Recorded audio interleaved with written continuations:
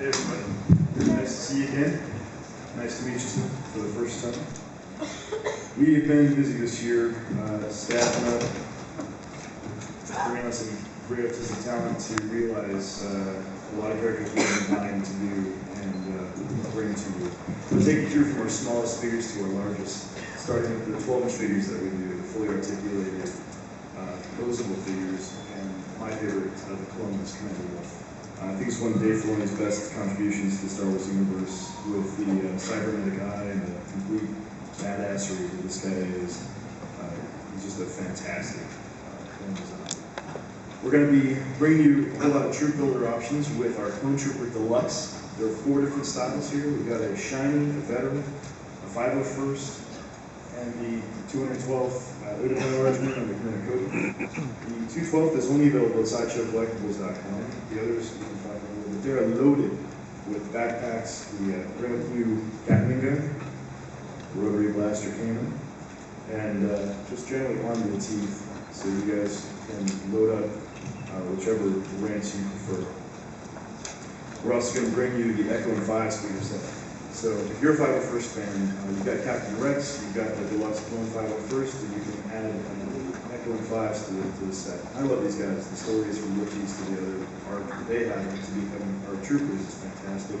This represents them from their phase 1. And yes, there's a strong chance we'll be looking at these guys for phase 2 and our troopers as well. Darth Vader Deluxe figure.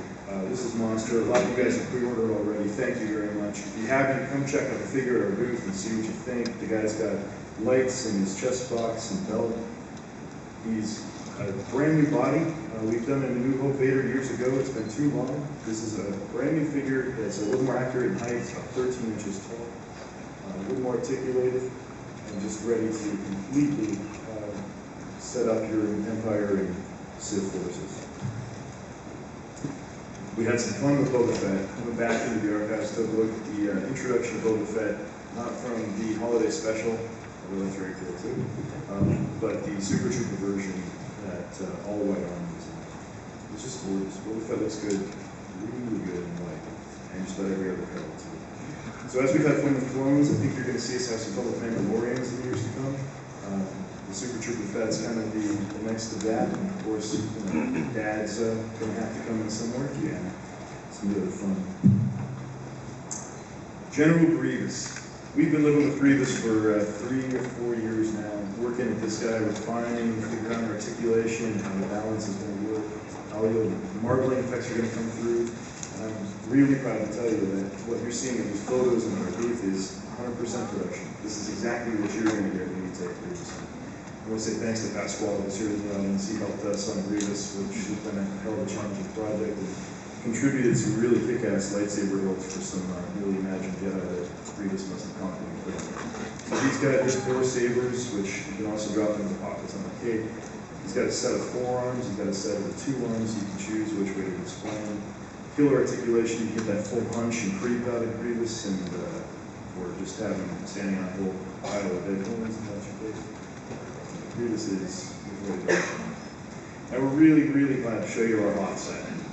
So, down at the booth we've got Luke and Han in the Hoth gear, along with the Tauntaun and the Probe Droid. The Tauntaun is a favorite of mine. I love the creature design, and we're actually going to give you 2 heads of the Tauntaun, so you can have Luke's Tauntaun or Han's Tauntaun. Craft test or no craft test. We also have some different facial expressions. You got the maybe a little cold Tauntaun with the highly surprised people that calls out of there. Taking you up to 5th scale, this is our Mythos statue line. This has been a wonderful reaction. We're so grateful that everybody's really, really embraced our kind of take on these characters and what might have happened between shots in the films. And especially, you know, the Obi-Wan Kenobi telling the story between Ewan McGregor's time and Alec Guinness's time. And we've been shipping the Obi-Wan, the Morian, Boba Fett will be next to ship, and Darth Vader. And there's still time to pre-order if you haven't bought the premium format. Our quarter scale offering, these guys are about 18 inches tall or taller. In the case of Chewbacca, the Beast, maybe 20. Shot T from Force Unleashed, beautiful, beautiful character with a light up lightsaber. Chewbacca with a lighted base and switch out on his bowcaster or the Stormtrooper rifle. And Darth Malgus from Old Republic, just a killer character. We've unveiled our Snowtrooper, continuing our kind of love for Hoth with deployment and all things Empire. We're about to ship the C-3PO and R2-D2 pieces, which turned out magnificently, and we're taking orders on the Black Hole Stormtrooper PF. We've also unveiled our Commander Cody. Commander Cody, if you opt for the Sideshow exclusive version, will come in both Phase 1 and Phase 2 buckets, so whichever way you like it. Personally, I like the 3 bucket a lot, but Phase 1 is pretty spectacular as well. Up to half scale, these are Sideshow's legendary scale figures, and Darth Maul's been shipping. Some of you jumped on board, pulled it down. I hope I can see some pictures of where you have them in your house, because that's a big deal. And we're sharing our revised Obi-Wan Kenobi. We've been working on this, kind of polishing up the portrait with visions here and there, and just sort of getting him set up to be ready for production and come out to you guys. We'll be opening pre-orders on Obi-Wan here in the next 2 to 3 weeks. Jumping up to life size.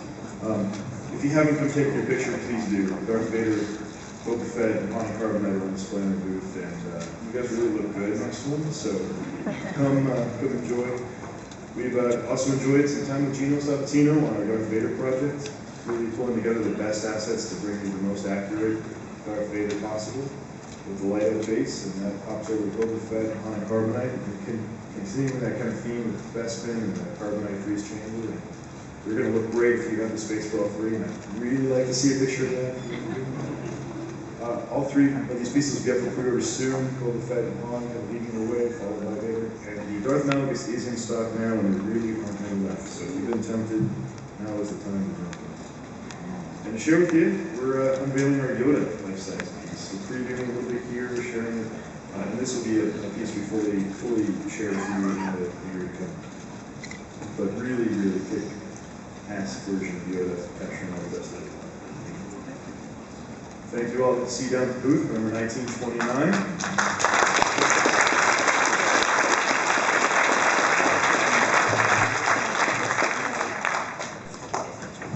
All right, and how many of you here are going to Celebration Germany?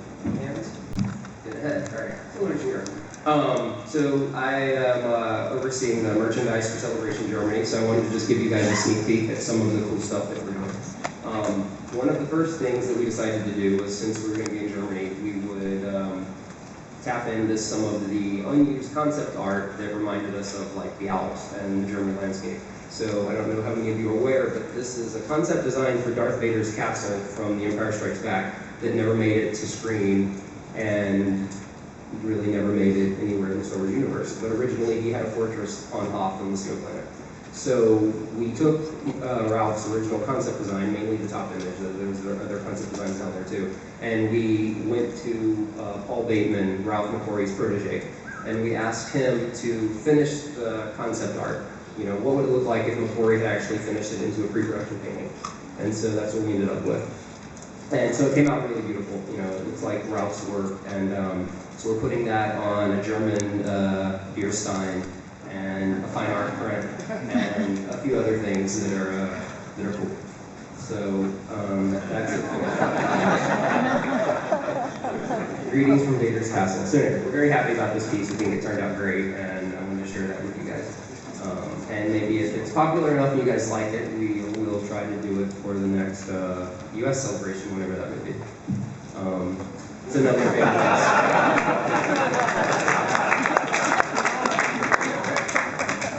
So we're putting this on a t-shirt, and maybe a few other things. We've got the Molded Notes at Oktoberfest.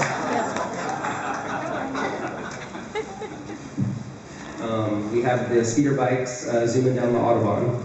So, and I forget what that says at the bottom, something about the power of German engineering, I think. But that may be not the final text at the bottom, but. And we decided to do a Rebel Alliance and Imperial football club logo. So this is the Rebellion. So we've got the football scarf, the glass, and the jersey, and we have the Imperial one as well. So we love these. These came out very great. And to complement them, we have the Death Star supply.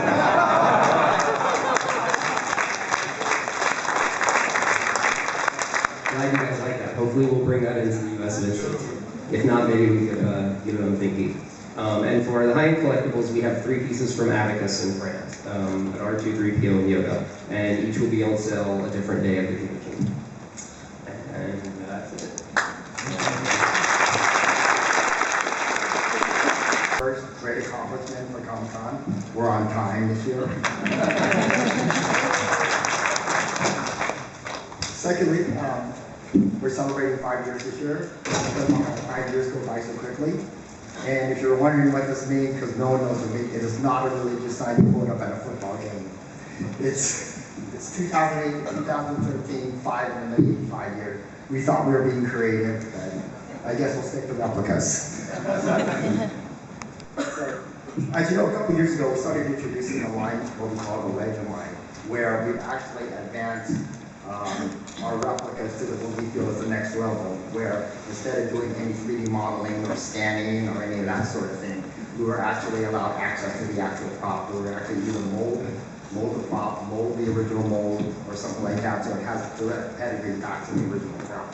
So in our presentation today, we're just going to show you 3 of the items that we have coming up that we think are really exciting. The first one is the Darth Maul lightsaber.